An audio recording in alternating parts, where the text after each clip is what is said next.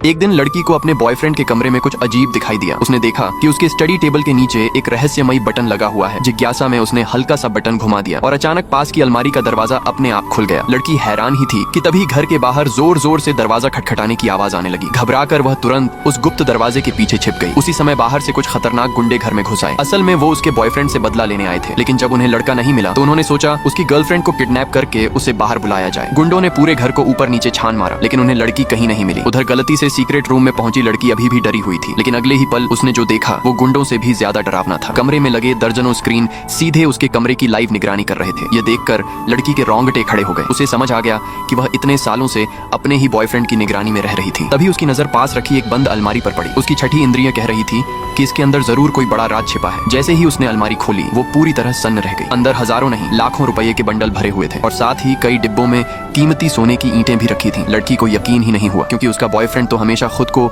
एक साधारण गांव के परिवार से आया हुआ लड़का बताता था। तो फिर ये इतना पैसा आखिर आया कहां से? इधर बाहर दुश्मन अभी भी लड़की को ढूंढ रहे थे, लेकिन उन्हें कुछ नहीं मिला। और जैसे ही वो लोग घर से निकलने वाले थे तभी सामने से बॉयफ्रेंड घर वापस आ गया। उसने बिना कुछ बोले एक ही लात में एक गुंडे को जमीन पर गिरा दिया, फिर जेब से पिस्तौल निकालकर सब पर तान दी। ये देखते ही गुंडे घुटनों के बल गिर पड़े और माफी मांगने लगे। उसी वक्त लड़के को समझ आ गया कि उसकी गर्लफ्रेंड उसके सारे राज देख चुकी है। वह धीरे से बोला, अलमारी में जो कुछ था तुम सब देख चुकी हो, है ना? लड़की ने कांपती आवाज में कहा, हाँ सब देख लिया। लड़का कुछ पल चुप रहा, फिर बोला, तो अब तुम्हें मेरे सारे राज पता चल चुके हैं। क्या तुम्हें लगता है कि मैं तुम्हें जिंदा जाने दूंगा? और यही सुनकर लड़की के पैरों तले जमीन खिसक गई।